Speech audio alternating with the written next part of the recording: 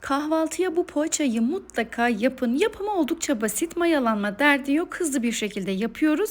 Ben yaptığım anda bitiyor. Hemen yapımına geçiyorum. Kolay poğaçamızın yapımına hamurunu yoğurmakla başlayalım. Hamuru için uygun bir yoğurma kabına 1 çay bardağı sıvı yağ, 2 adet yumurta, 1 su bardağı yoğurt, kullanmış olduğum su bardağımın ölçüsü 200 mililitre, çay bardağımın ölçüsü de 100 mililitredir.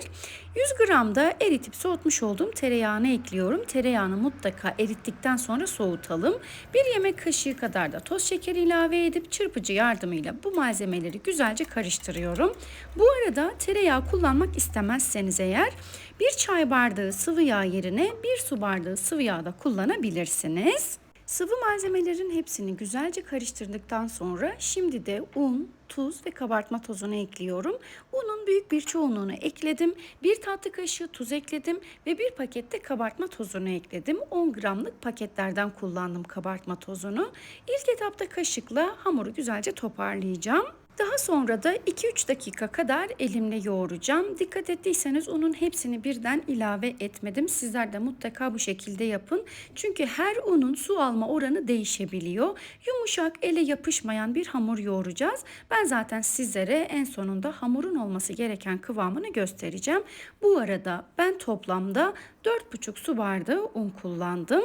Bu hamuru dakikalarca yoğurmaya gerek yok. 2 ya da 3 dakika hamuru yoğurmamız yeterli olacaktır. Çok kısa bir sürede hamur toparlanıyor zaten.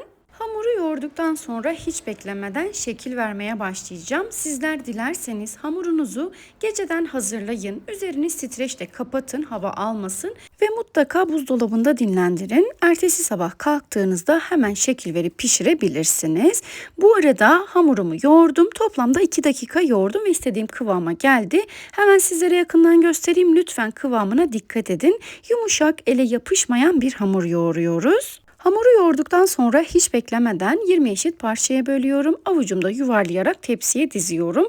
Ben hamurdan mandalina büyüklüğünde parçalar kopararak bezelerimi hazırladım. Sizler dilerseniz daha büyük ya da daha küçük de yapabilirsiniz. Şimdi tüm bezelerimizi hazırladık. Hemen kenara alalım. Şekil vermeye başlayalım. Ben iç harcı olarak kaşar peyniri kullandım. Şöyle küçük küpler halinde doğradım. Sizler dilediğiniz peyniri kullanabilirsiniz. Ben kahvaltıya yapacağım için kaşar peyniri kullanıyorum. Bu arada peynirleri küp küp doğramak zorunda değilsiniz. Rendelenmiş olarak da içine ekleyebilirsiniz. Ben sabah kahvaltısına yaptığım için içerisine kaşar peyniri ekledim.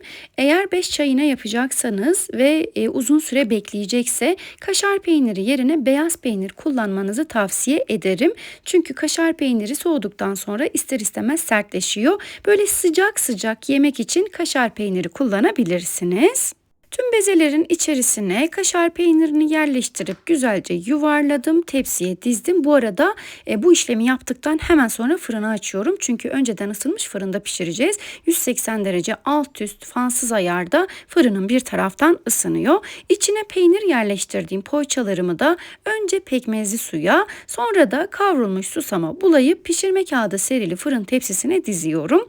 1 yemek kaşığı pekmezin içerisine yarım çay bardağı su ekledim. Güzelce karıştırdım. Pekmezli suyumu da bu şekilde hazırladım.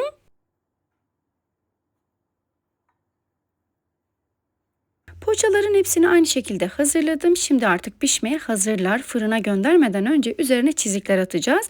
Bir jiletle ya da keskin bir bıçakla her poğaçanın üzerine 2 çizik atalım. Bunu neden yapıyoruz? İçine peynir yerleştirdik. Eğer bu çiziği atmazsak nefes alamayacak. Böyle olunca da ya alttan ya da kenarlardan çatlar ve peynir taşar. Ama üstten çizik attığımızda çok daha güzel oluyor. Önceden ısınmış 180 derece alt üst fansız ayarda yaklaşık 30-35 dakika pişirdim. Pişme süresi herkesin fırınında farklılık gösterebilir. Buna dikkat edelim lütfen.